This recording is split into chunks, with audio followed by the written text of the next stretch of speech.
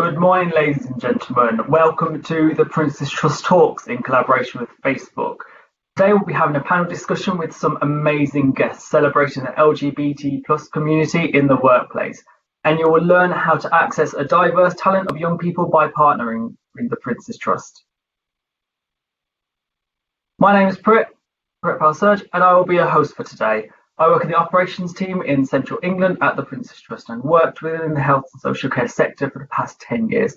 I have a key drive to help support young people with social mobility, and I'm an open and active member of the LGBT plus community within work and outside work too. The Prince's Trust is one of the largest youth charities in the UK. We support thousands of young people aged 11 to 30 with confidence, courses and careers. Our vision is that every young person should have the chance to succeed. Today, we'll be talking about how your company can celebrate the LGBT plus community within the workplace, from the recruitment process, retention and work culture. If you are a company that is interested in finding diverse talent, the Prince's Trust are here for you. You can get access to pre-screened diverse talent at our amazing, innovative Get Hired events. Have here.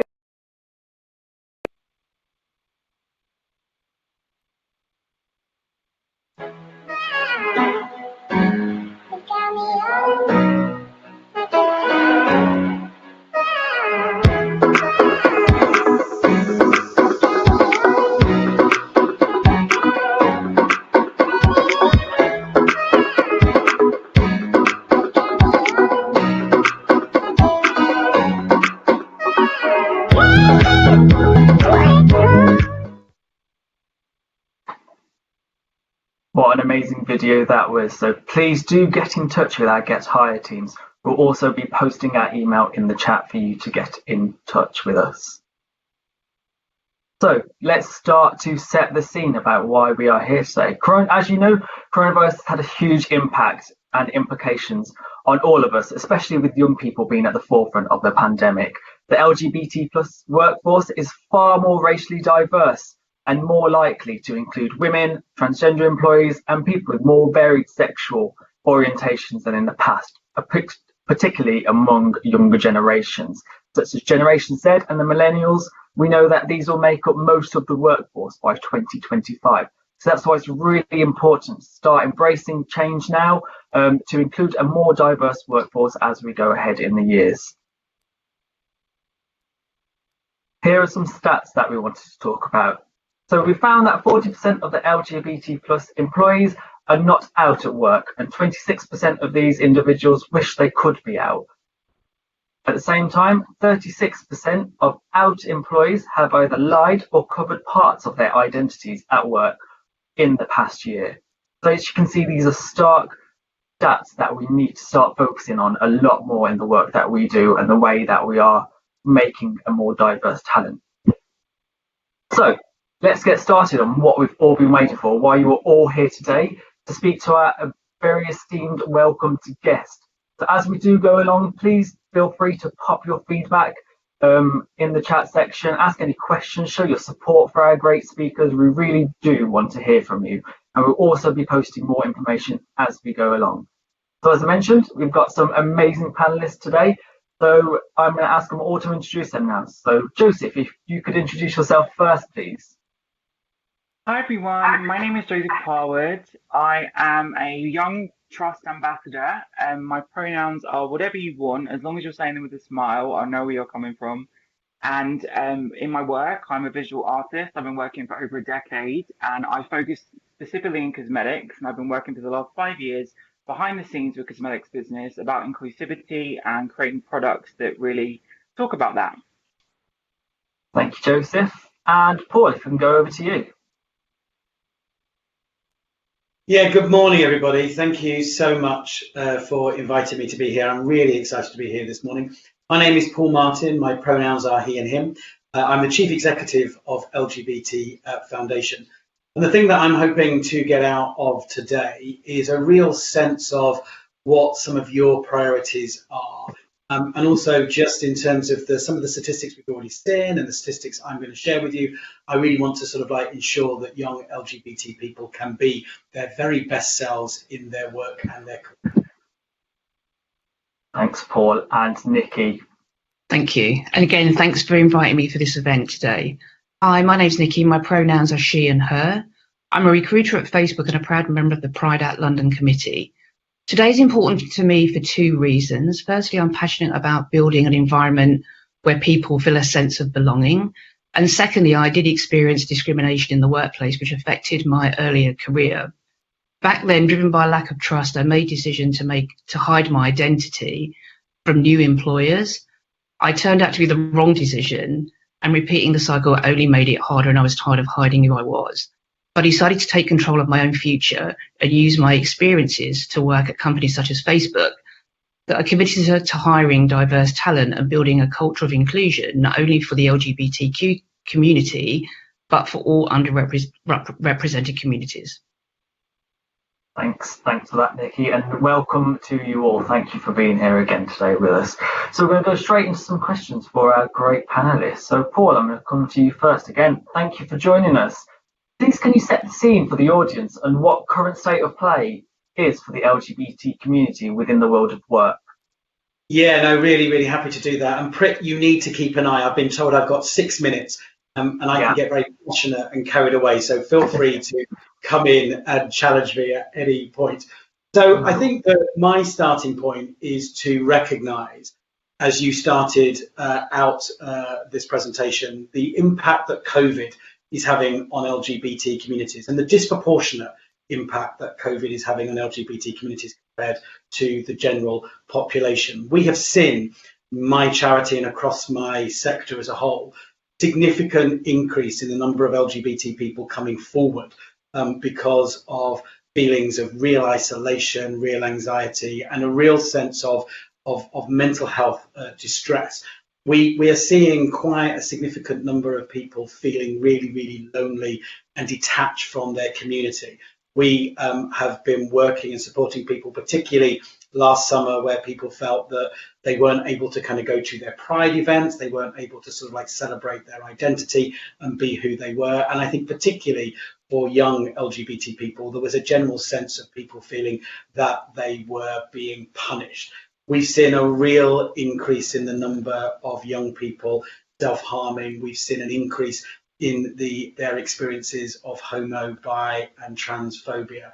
And we've seen a real significant increase in the experiences of poor mental health.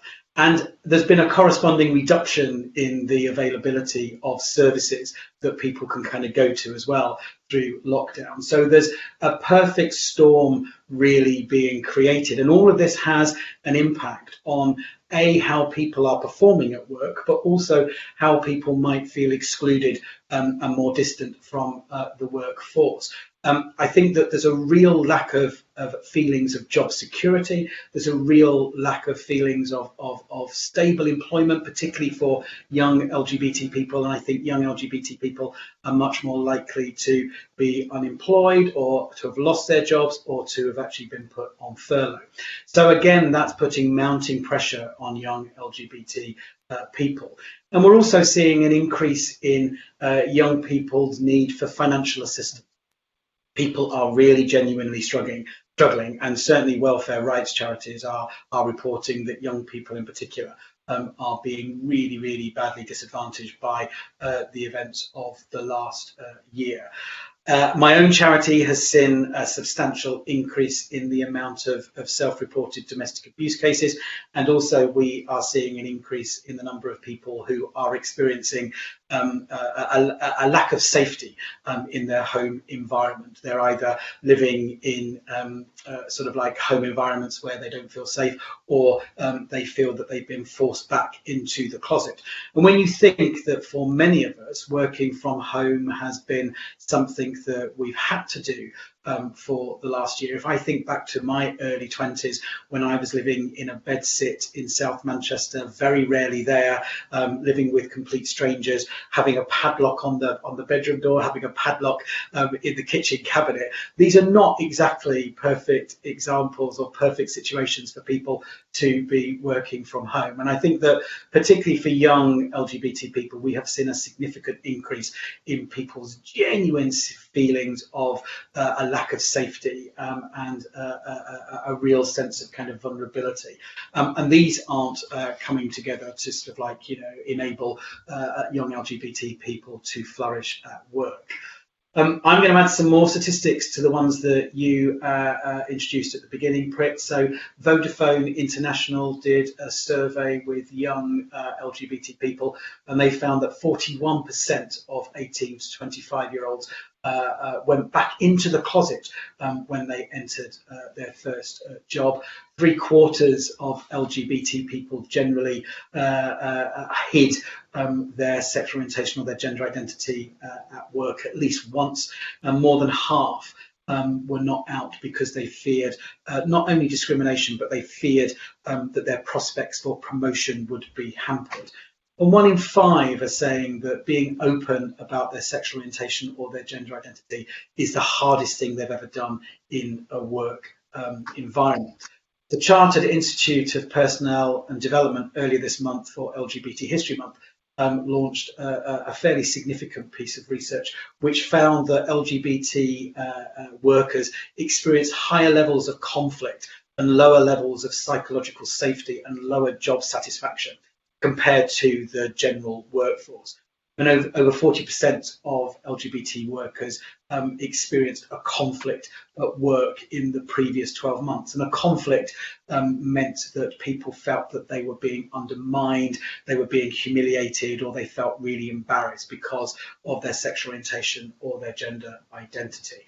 And this got worse, particularly with LGBT people of colour and also for trans and non-binary people. Over half of trans workers experienced some form of conflict, and very little of that conflict they reported had been resolved.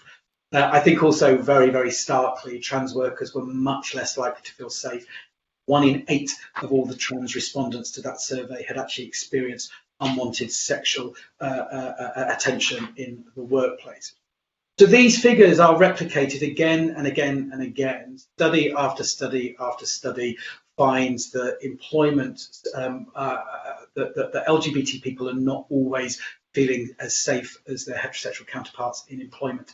Many LGBT people in NHS surveys, in the armed services, in business, in the civil service and in hospitality sector report feelings of negativity, conflict and harassment. And I think that the most major survey was the 2017 National LGBT survey, the largest survey of its kind in the world, found that 24% of young LGBT people aged 18 to 24 had experienced homophobia, biphobia or transphobia in the workplace. Solely because they were either lesbian, gay, bisexual or trans, and that harassment was verbal, could be physical, or could also be quite inappropriate comments. So I think that it goes to show that employers have a significant role to play in ensuring the LGBT people, especially young LGBT people, particularly young LGBT people entering the marketplace, the workplace. Employers have got an incredibly important role to play to ensure people's safety and their security. Now, we're going to hear from some fantastic speakers this morning about some examples of the way that employers can participate and engage and sort of like stand up and support their LGBT workforce. And I'm going to come back in a little while and actually talk about some of the positive things that people, that employers can actually do. But so that's me setting the scene, and sort of like it's a bit of a grim picture. I make no apology for sort of like sharing those statistics, because they are quite significantly stark and they're quite significantly different for young LGBT people compared to other parts of the workforce. They are. Thank you so much, Paul, for sharing that with us. And it is truly upsetting statistics that you shared, but we will be actioning them and hopefully changing them as we go along. especially in our talks today. Nikki, I'm going to come over to you now, if that's okay. So, coming from a recruitment background, can you share some insight on how companies can create a more successful attraction strategy? Yes, great question. So today I'm going to take you on a fictional candidate journey to explain what attracts a candidate to a company. So hi, I'm Nikki, I identify as a gay woman, and I'm out at work. I'm out to my work colleagues, my friends, and my family. I'm a recruiter and I work at an amazing recruitment agency. I joined 5 years ago and started on the same day as David and John. David and John and I became great friends. We even hang out during the weekend and we even go on holiday with our partners. David and John have recently, David has recently had twins with his wife, and John has recently had a baby with his girlfriend. We have a healthy competition at work and we consistently reference as the dream team. David and John have recently been promoted and managing teams. I interviewed for the same roles, but was not successful. My feedback was that I hadn't had enough people management experience, which I thought was odd, as neither did David or John. While I'm very happy with my friends, I'm very disappointed, especially as I recently led a critical business project, managing a team of 5 people. The project was a huge success and I received positive feedback. I love my job. I work hard. I'm an overachiever, but I'm not progressing. I decide to look for a new role and search the job boards. I find a few companies that are looking for rockstar recruiters, but aren't we all rockstar recruiters in our own way? It's surprising how many job descriptions have gender biased language and a long list of expert skill requirements and requirement for candidates from top universities. I find a role, I research the company. I'm not only interested in the career growth, I'm also interested in the company culture, diversity agenda, and if they have a community of employee resource groups. The company has all 3, but there isn't much information on the careers page. We don't have an ERG at my current company, so the company is appealing. I apply for the role, I speak to a recruiter and progress to the next interview. My interview is at the company offices. I'm looking forward to seeing the offices and the environment, and I hope I have an opportunity to meet some of the team. Fast forward to the interview. I'm well prepared. I'm a little nervous.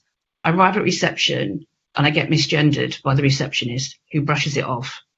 I feel embarrassed and anxious. My interview arrives and we head to a meeting near the reception.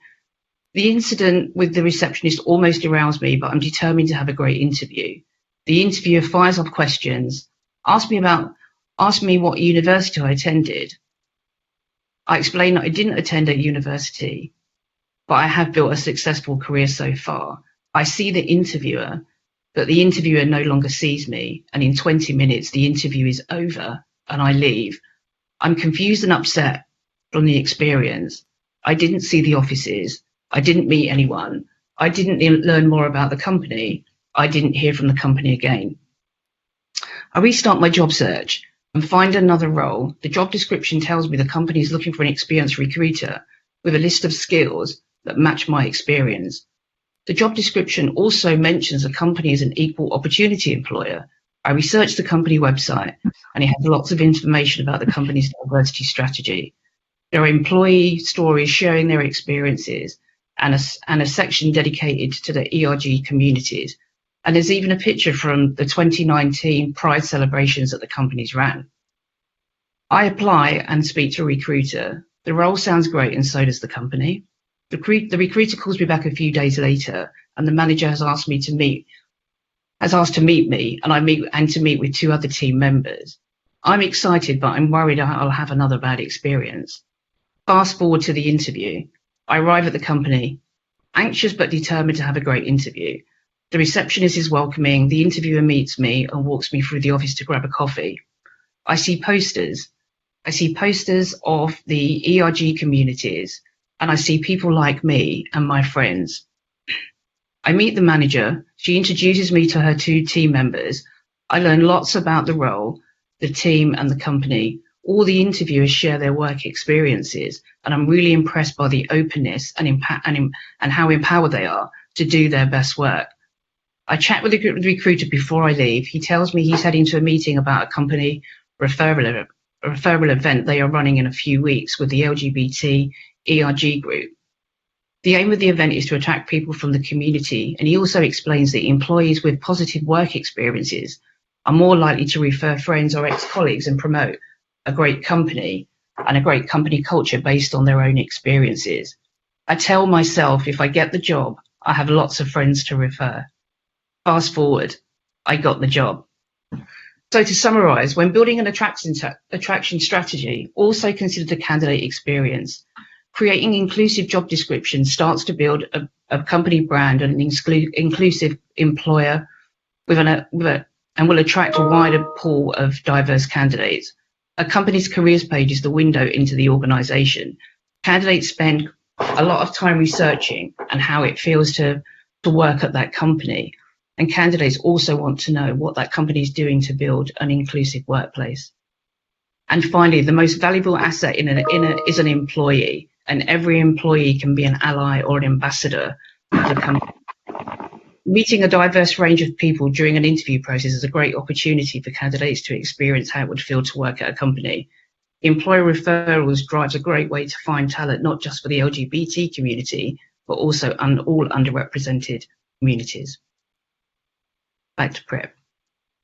Thank you so much, Nikki. And what a strong story that was. And I'm sure a lot of people can resonate with what you exactly said there. And please do speak out. Tell us what your story has been during your times for interviews. But again, thank you, Nikki. Joseph, I'm going to come to you now, if that's all right. As a young person who's been supported by the Prince's Trust, can you tell us a bit more about your journey, please? Yeah, of course. So I was always gender ambiguous from knee high to a grasshopper. I was very, very, like, people couldn't distinguish if I was a boy or a girl, and it wasn't something that I elected or I chose to go through. It was what happened to me. And I think before I even got an experience of adult world, I was being socialized in a really positive way, because when I was 14, I was scouted as a model, and it was like this incredible juxtaposition between someone saying I was special and then the lived experience of going to school and actually being different to everyone else. So I started to become really aware that the things that I wanted to do in life were going to be met with a barrier, because even as a model, there was limited options of what I could do. And I went to go through all these different job interviews with makeup artists that were basically working for counters. They were saying, oh, let's go through the process of getting you a job in a retail store. And I was consistently met with the same criticism. You are an amazing makeup artist. You've been all around the world as a model and you've done your own makeup, which is a bigger portfolio than I guess anyone on the team has. But because your image is too strong, quote unquote, we can't actually have you in the front of a store.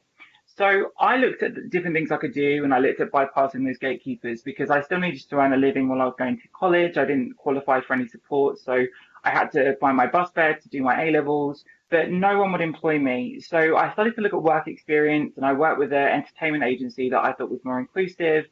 And I began to realize that even in that environment, I was told I couldn't wear my usual makeup, which was just a very natural makeup, to public events. So even in work experience, I found it really difficult to just thrive at myself. And I had the top grades in my year, pretty much. I had a huge experience that I traveled around the world, but still, because of being myself, I found these complete ridiculous obstacles. So I looked to social media as a way to bypass those gatekeepers and actually seek out a form of employment. And at the very beginning, YouTube was actually quite a legitimate income for young creatives. I started to talk about my experience on social media over 10 years ago, and I started to actually show people how to use makeup to feel comfort in their transition. If people can't afford to get their full surgery, or they can't afford to get any form of medical support around the world, I would show people how to either masculinize and paint on a structural face, or feminize and create their more feminine face. And my videos became really viral. They became actually as much viewed as any of the cisgender creators in this country. I then found out about a competition that Simon Cowell was running, and it was based on America's Got Talent. It was called the U Generation competition.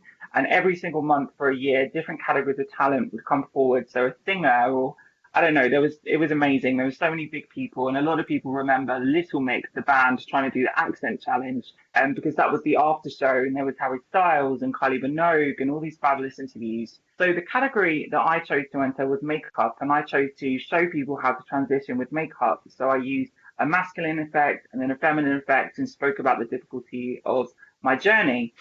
They brought in some judges. The judges thought I was incredible and they chose me as the winner. Now, 7 months down the line, and all the categories are continuing to go on in real time, and I find out that I have not only won my category, but I've been chosen to win the entire contest as a result of external judges. So they offered me a six-figure cash prize. It was an incredible thing. I was in my early 20s and I didn't have any proper income support. I don't come from Wales. And it was a huge investment into my career. And I was jumping for joy because I could buy my mum a dishwasher and I could take her to Paris and I could do all the things that I'd always wanted to do. I could start to learn how to make makeup, not just put it on my face. And they took the entire competition down. They didn't want to show a success story of someone that was gender ambiguous, that was in the trans spectrum, as a success story that wasn't there because of exclusion, but was there because of talent and was there because of just being themselves and being great at their job. So I looked at things that I could do to learn how to build a business, and the Prince's Trust were actually one of the few places that I felt would actually give me the support I needed to learn to build a business. And they offered something called an enterprise scheme, which is a basic kind of business planning scheme where you get the logistics and you kind of figure out what you want to do, and then you learn to build a business plan. You get assigned a mentor, and I had this fantastic experience in the Brighton team with my mentor. And it was really a wonderful, wonderful opportunity because they offer a small startup loan and you can really dictate how you want your career path to go. So I was I was given that sort of support by the Prince's Trust that I never received in even work experience and within the industry that I was great at. And then I had this fantastic experience of winning this contest and then not having the exposure from winning it.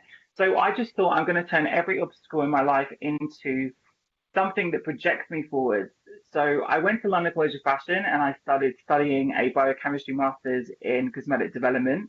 And I became actually a product technician. So I knew how to talk to a lab, I knew how to construct in the lab, and I knew how to design products. So for the last 5 years, I've been working predominantly with beauty businesses on how to create more inclusivity within their actual work teams, how young people won't go through the same experience I've had, but also creating products. In 2017, I was approached by a young girl who had actually watched my videos, and at this time, I'd become the most ever watched trans creator in the UK. I've been the Google homepage, done a United Nations campaign, and I've had over 100 million views on my content. She said to me that I had a really special technique that she wanted to capitalize on, and we worked with L'Oreal Innovations and developed a product line that was designed for trans people by trans people, and it became so critically acclaimed throughout 2018 and 19. It's called Jacka Black, and it was just an example of showing that even though you can go through that experience where you're not allowed to be yourself, you can still turn it into a positive and change the industry. And since then, I've been talking to every major cosmetic umbrella about how they can be inclusive when it comes to recruitment, to the workforce, behind the scenes, in marketing, and so on. So I'm going to have to stop you there, if that's okay. Sorry about that. But no, thank you so much. And I have seen your makeup. It's fantastic. And you're doing an amazing job in supporting more and more young people. And thank you for sharing that story with us. Paul, I'm going to come back over to you. In a nutshell, what do you think is the best ways to enable individuals to bring themselves to work? Well, clearly there needs to be a certain amount of self-confidence. I mean, we've just heard the two previous speakers' own personal stories about, with Nikki, it was very, very much about how, it was a tale of two halves, wasn't it? One person, one organisation treating her very poorly and another treating her really, really well. And I think that Joseph, being your authentic and confident self is something that's really, really important. But what happens if you don't have that inner confidence? What can employers do? Because I think it's really, really important that everyone has the right to feel safe at work and the freedom to be themselves in order so that they can flourish. And we can see that there have been some employers that have really embraced that. Stonewall does the Workplace Equality Index. It's a really, really good starting point for employers. I mean, there's many people in the audience today that are doing, I'm sure, fantastic work. If we were in person, I'd be asking you to kind of like call out from the audience some of the examples that you had done that were really, really positive. And I would encourage you to put that in the chat so that other people can sort of like, see best practice and you can share best practice. But I think that in order for people to feel safe and secure, that employers have got to do more. And we can start off by having inclusive policies. We can start off by actually having policies that are gender neutral, that sort of like include LGBT people's partners, that actually sort of like, there are many stories of people sort of like struggling to sort of like, engage in workplace banter when people saying, what did you do at the weekend? And sort of like suddenly your partner becomes completely gender neutral, and you start to really fall over words because you don't want to sort of like disclose the gender of your partner, and therefore outing yourself. And people can spend an enormous amount of emotional capital sort of like hiding themselves from their work colleagues because of the fear of what might happen.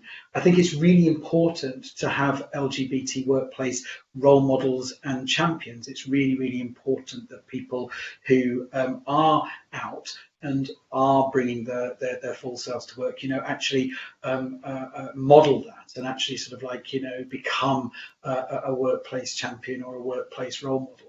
Stonewall's Workplace Equality Index found that less than 19% of trans people had ever seen another out trans person at work. That can feel really lonely. That can feel really isolating if you feel that you're the only trans or non-binary or LGBT person in the workplace. I think it's really, really important that leaders within organisations model inclusivity as well, and publicly celebrating LGBT campaigns. Nikki said very, very clearly, walking through an office, seeing photographs of herself and her friends reflected back. I'm assuming it wasn't you personally in those pictures, Nikki, but people like you. You get that real sense of belonging, that actually you are included here, that actually you belong here. And I think that's really, really important. And certainly my experience, I mean, I work for an LGBT charity. So, what we're trying to do is we're trying to be ever more inclusive with sort of like a whole range of underrepresented communities. We've done a huge amount of work in terms of sort of like, encouraging trans and non-binary people to not only come and work for us, but actually also to kind of use our services. And there's a direct correlation between the more visible trans and non-binary people that employ, more trans and non-binary people come forward as service users. Makes perfect sense. We've done a lot of work in the past in terms of gender balance, and we're now doing a lot of work to sort of like encourage queer people of colour to sort of like be involved. We've got internal working groups, and I would say that this work is important. It's really, really time consuming. It's not something that happens overnight. I'm often asked to kind of like, give advice. In the chat, there's a couple of people saying, what would your top 3 tips be? And I think that my top 3 tips would be, be authentic, be honest, and be respectful, but also work with people and co-produce and co-design. We're currently doing some work to improve the number of LGBT people of colour that we employ. And so we're radically changing our employment practices. We're radically changing the way that we recruit people. We're making sure that every panel has a trans person on the panel, has an LGBT person of colour on the panel, because evidence shows that people respond much better if people like them ask them questions. The language that you use with your employment and recruitment advertising is really, really key. We're also kind of very conscious that different people respond in different ways, of different styles of kind of like recruitment. So we started using videos that people can send a 10-minute video in of themselves to talk about themselves and answer some questions, rather than actually sending in a CV. We're getting remarkably different results. We're getting very different people coming forward. They might be dissuaded from sort of like coming forward in a more formalized recruitment process, and actually changing the way that you do things is really, really important. I give a lot of advice to organizations inclusive, and you've got to be really serious about it. You can't just sort of like play around the edges. This is fundamentally shifting. But with some of the evidence that I gave at the beginning, in terms of some of those stark statistics, we've got to do more. We've got to do more for young LGBT people in particular. That's what this seminar is about. And there are lots and lots of really, really positive ways that employers can adopt to sort of like, ensure that LGBT young people feel safer to be out and bring their authentic selves to the workplace. There's some great tools out there. I mentioned the Stonewall Workplace Equality Index. It's a brilliant place for employers to start. We have our own training academy. Anyone wanting to increase their knowledge and their confidence about LGBT inclusion can kind of like, either have a bespoke series of training modules developed or actually part of our existing curricula. We offer a range of different modules. Interject there as well, I'm sorry. Yeah, okay. But So thanks so much. Can I just finish by saying there's some really good examples out there for help, and don't ever feel you can't put your hand up to ask for help, because that's what we're there for. Thanks, thank you so much. And it is really important. We spend a lot of our times at work, so it needs to be that safe place and that happy family that we go to work with, because it's a lot of time of our lives. Thank you so much. Joseph, I'm going to come over to you. So what initiatives do you think can be put into place at work to avoid tokenism? I think what Paul just said was really, really valid, because so many people are scared of making missteps, and I think that there's a reason for that, because people don't want to cause offence. But sometimes I think we need to be aware that we can make missteps, because as long as we've got the facilities there to correct them, to learn from, and to provide support to people, that's the way we will learn. I mean, so many times I've been to interviews and people have assumed I'm there because I'm the model and I'm actually a formulist, or I've been in situations where people just assume that because of what I am, I'm there because I want an ambition to be famous or something. And it's like, well, naturally, no, I run a legitimate business and I want to be here because I'm valuable and I offer something that someone could maybe learn from. In my personal experience, I've been working with brands from Estee Lauder to briefly speaking to Shiseido, but I also work with Pooge, and they're beauty brands that had really started to become aware of the amazing things we can do. And sometimes it's as simple as pointing out the obvious. I mean, so many times beauty brands use a picture of an eye. It's like they only use female eyes, but who knows whose eye that is? It's like sometimes people just need to be reminded of the silly things that they're doing without thinking about it. But the way that I think the best thing to eliminate these obstacles from happening within a workplace is to actually have people in the workplace that reflect what you're bringing to the table. So instead of just being in an inclusivity campaign, quite often, because I had a very big career on YouTube, people wanted me to be in a makeup brand that was inclusive. And I was like, but why? I want to be there because I'm good at the job. I don't want to be there because I'm just me. I want to earn my way there. So I think people need to cross that line between giving people representation because they're due it and also allowing people to earn that spot. For me, I'm really into discipline and being skilled and learning my trade and being able to be great at what I do. And I want to be in a position because I'm worth it. But sometimes I think just being yourself in a situation really does that. I mean, when I went to become a Prince's Trust ambassador, I never saw anyone like me. I never saw anyone like that in the row with the Prince walking down and the trumpets playing and things. It was just incredible. And I thought, if I keep on doing things not in an obvious way, but I just be myself and I be confident and I show people that you can be yourself and successful, that will hopefully inspire young people to do the same. So it just means that you need to give people the opportunity and give people the chance to prove their value. Thank you so much. That's amazing. I think the note that you said is being yourself, and I totally agree. Being yourself and you will triumph as much as you can. And thank you for sharing that with us. Nikki, to you, how can companies create an inclusive culture? Another great question. And I think Paul and Joseph have talked quite a bit about this during their session. I think as the workplace evolves, we must recognise inclusion as a work in progress, and we must also think about it reflecting the outside world. So I think we have to hold people accountable. We have to make sure that our executives at the very top are promoting the behaviours that we want the business to promote, and we have to hold people accountable. So employee engagement surveys are really key to understand how people feel, and they have to feel they're in a safe environment where they can share that information. And also, if you see bad behaviours, call that out.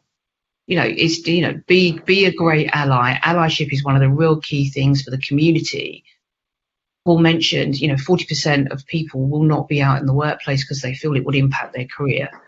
So it's about seeing that person and being seen and speaking up for them. If it makes them uncomfortable, we have to do it. And if people feel uncomfortable, we have to make them feel uncomfortable, because we have to respect our differences. I think one of the strongest stories that I have from Facebook is that during Pride Month, we decorated all of our offices in London, and there was just rainbows and colour and everything. And we had that for the whole month of June, and we had a person come in for an interview. And based on what they saw when they came in and how they felt, they knew that we were going to be a company they wanted to join. So it's really helped them go through the process, and they actually accepted the job and they started at our company. So I think being seen, but also seeing what's in your company is really important also. That's brilliant, and I love the idea of decorating your places of work, especially for that Pride Month. I bet that was really exciting for them. Thank you all so much, and thank you for taking part in becoming our panel today as well. We're going to move on to some questions and answers from our amazing audience that we've had today. So I'm going to ask this first question that's coming to Paul, if that's all right. So how do you incite real and lasting change in a small organisation, so saying up to 30 people, when it comes to inclusion? Well, I think I've answered some of that. Well, I hope I've answered some of that in what I was saying previously, but I think there needs to be a sense of authenticity from the leadership. So I think there needs to be some real commitment, a real sense of wanting to achieve kind of change. I think sometimes it can be easier to come out in a small space where you know each other well. Sometimes it might be harder. So, I mean, I think that, you just need to recognize what kind of culture do you have, how inclusive can it be. But I mean, I think that if, for people that, are not coming out in a working environment, there's got to be some reasons for that. And I think sort of if you're the person responsible for trying to make that place inclusive, it's trying to get a sense of if in that workforce of 30 you haven't got anybody who's out as LGBT, what's going on in the wrong kind of way and not actually attracting LGBT people? Is there something about that your workplace that is off-putting or sort of like sending out a negative message? If that's not the case, and you have got LGBT staff that are not out, it's about trying to understand why that might be the case. So I think that there's some great ideas, the idea, Nikki was saying that her workplace was sort of like, rainbow for Pride Month. My workplace LGBT Foundation is rainbow all year round. There's sort of like, there are real opportunities to sort of like create a welcoming environment. Something that people often overlook are toilet facilities. So some places have very, very binary male and female only toilet places, and for some trans and non-binary people, that they find that a very difficult choice to make. Sometimes they have to make choices that kind of like completely go against their identity by only having a binary choice of toilets and stuff. So it's understanding situations that might not automatically occur to you that actually might be really off-putting to people. But I would really encourage people to persevere and sort of like, set a series of very, very quick and easy wins. And stick with it as well, because it can take a long time. We went from employing zero trans and non-binary people to now employing about 20 or trans and non-binary period over a 6-year period. It didn't happen overnight. It took time. And then you started to see some progress with 1 or 2 people, and then you started to see others, and then there was more of a confidence. And now it's about something we don't really even pay much attention to. We're looking to kind of like recruit the best people for the jobs. So I think that, you've got to persevere with it. You've got to be authentic about it, and you've got to recognize that it isn't going to happen overnight. But when it does happen, and when it does start to happen, it makes a significant difference to people, and not just your LGBT members of the workforce, other people as well. Many of us have got LGBT siblings and parents and family members and friends, and actually feeling more at ease with ourselves in the place that we really.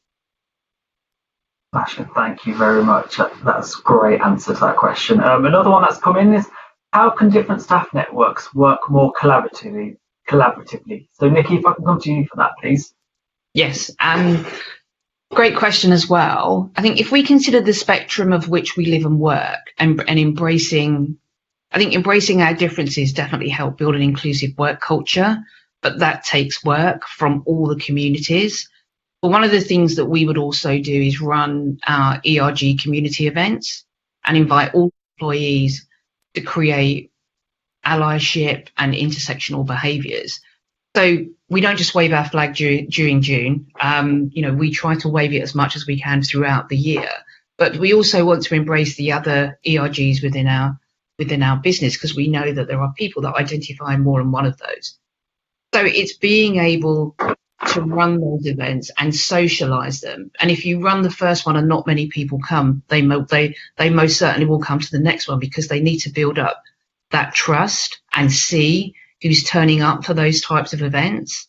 But also bringing again back to the senior people within the organisation and really championing the work that we do, but also being out and being able to show that it hasn't impacted the way that they work or the career that they're in, or even the development of them in the business. Brilliant, thank you very much. Another question that's just come in: how can you celebrate the LGBTQ plus individuals in the workplace without them having to fall on responsibility to plan events and activities? And Joseph, if I can come to you for that one. Within my business, I work in more of a freelance basis. So even though I do have teams that I collaborate with, I go everywhere and all around the place. But I wanted to quickly say in regards to the last point, in terms of the senior kind of the people that are in senior roles in these companies that need to be held to account as well. Sometimes I feel like because a lot of trans people and a lot of non-binary people are not taught the value of what they provide, they sometimes go into workplace and they bring something amazing and they don't get the actual payment that they deserve. So I always want to say, like, that is such a good point, because people need to be educated within these structures that anyone that comes in and provides something, if they bring something to the table, even in the manner of inclusivity, they need to be given the value they deserve. But within collaborations and teams and things, to make people feel included and to make people feel like they are part of things, I think is the most important thing, is just seeing people like them. It's just being a reflection of someone like you succeeding, and often there isn't someone in a superior position in a company that looks like me. But I always remind people that one day I might be up there, so who knows? I just have ambitions to be fabulous, so I think that's the best thing I can say as we change forward. That's amazing. Thank you so much, Joseph. We've just had an amazing question come up in the chat as well. Nikki, I'd like you to ask it. What advice would you give to an LGBTQ plus job seeker who experiences homophobia and transphobia, etc., except from a role they referred to by a recruiter? Call it out. I always believe, call that out. And I think we all have a responsibility as a recruiter to be the ambassador for that company. So it's my responsibility to actually set the scene with a candidate and make them feel safe and secure to share what they want to share on the call or in person. So I would say that I would own that responsibility, and to make that person feel that they can actually bring themselves to the call and be able to share their experience and to be recognised for that and not for anything else. Definitely. Thank you so much. We have another question coming in just now for Joseph, if you don't mind answering this one. There seems to be a divergence between where businesses is heading with EDI and their values placed on diverse perspectives and rhetoric from government and national press, particularly around the trans people. What can businesses do in terms of overt outreach / promotion to really show that they are welcoming and encouraging those who are being told they are not welcome or may be concerned about access to facilities? I think it's the LGBT community is really so diverse. There's so many people who have gone through their individual experiences and they have different needs, and it's not a clear-cut rule for everyone. For example, I never got the chance to come out because my body looked feminine before I even went to a doctor. It just was the way that my chemicals were. So I had this gender ambiguity put on me. It wasn't something that I elected to happen. And for me, that was quite stressful because if I went into a male bathroom, I would feel scared that I could be misgendered. They would think I was a girl in a boy's bathroom, basically, or whatever. So having a neutral toilet in like places like London, Victoria now makes me so reassured because I wouldn't. So many people are talking about this stuff in the news, and I think it's been dehumanized and made into a political topic instead of what actual people go through. And I'd rather just go to my own little place and do you know what I mean? Like, because that's how I feel safer. So that goes back to the kind of concept of someone feeling safe. Do you make sure your people who could come in and be transgender or LGBT, do they feel safe? Do they feel safe that they're not going to be discriminated against or rejected because of them being themselves? I mean, there's so many things that I think we still need to work on and getting that balance right because there is this tokenization that people just think if you put someone in that role, whether they're good or not, we're ticking a box. Well, we need to actually assess the fact that there are so many different people out there that are brilliant at the job.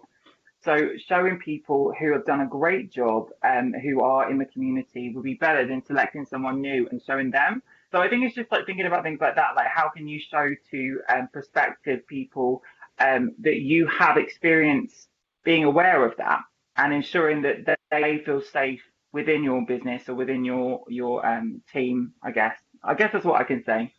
Yeah, no, that's great. Thank you so much. And I'm going to ask one more question. And Paul, if you can answer this in the space of a minute, that'd be amazing.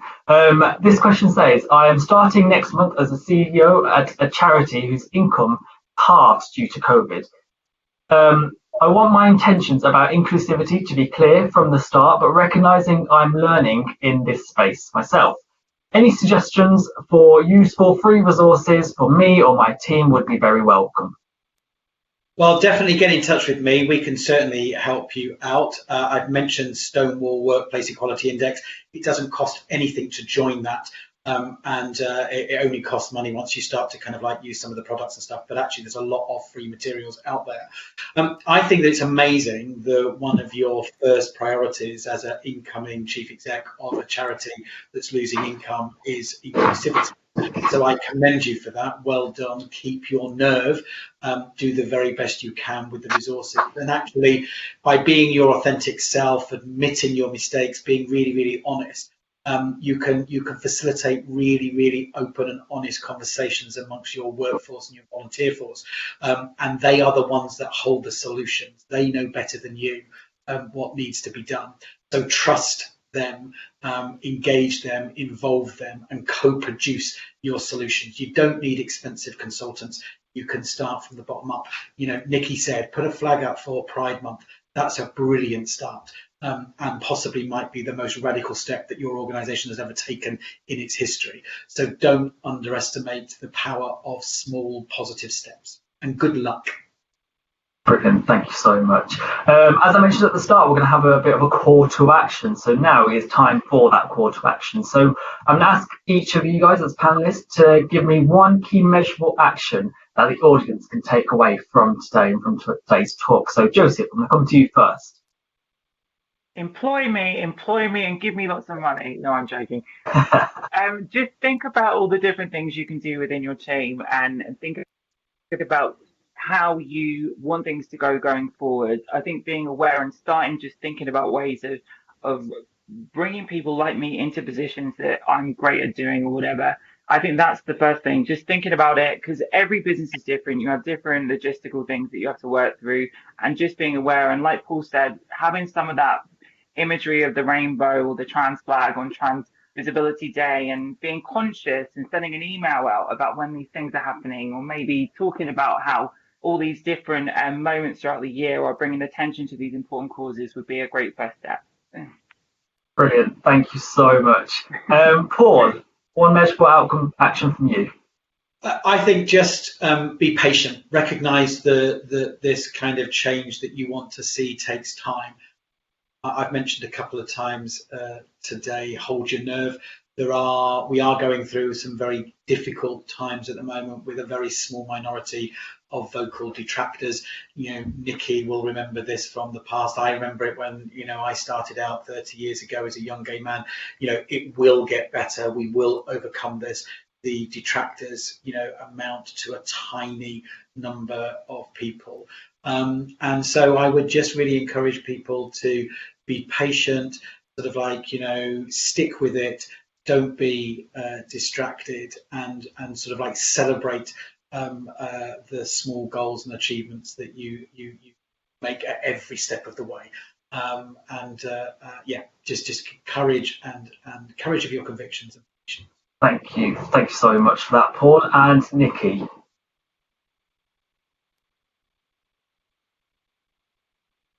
Companies think of the pandemic's been really hard for the community, and and 1 year feels like 10 years for someone who's been isolated and who hasn't had contact with their friends or the community, and they could be hiding at home with their family, and that's been a whole year. So if you've got people in your business, reach out to them and just check in on them.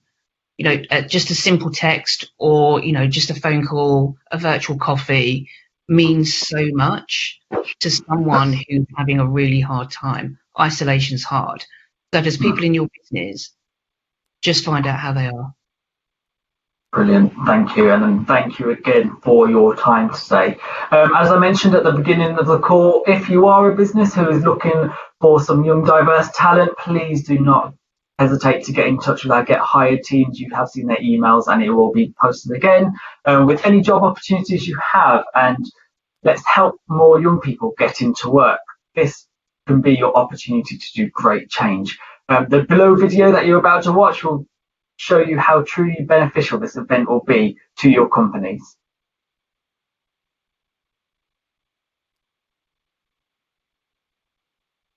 I'm Maisie and I work for a television production company called Studio Lambert. We started to get involved in Get Hired about 2 years ago. We wanted the chance to meet young people that might not have been able to get in front of us in any other way, and who had never had the chance to potentially get their foot in the door, as it were. So for us, it's really important that we are involved with Get Hired, because otherwise we would just never have met these young people. It's really hard if you have no contacts, and that's what we're trying to change. We've always wanted a very diverse mix of people, and that's diverse in every way, so socially diverse, culturally diverse. It's a really cool event. There's quite a bit of nervous tension in the air, but it's not just the young people, it's the employees as well, because obviously it's a big deal for us as well. I mean, obviously we want you to come and work for us. And it's really cool. So you do a little pitch at the beginning. Young people decide if they want to come and meet you, and then one by one you meet them. And yeah, last year we actually hired a lovely young woman that we met, who's been with us for 6 months now. So Get Hired is really wonderful in getting young people into work.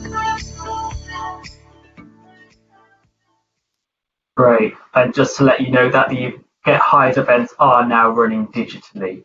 So the email will again put in the chat box.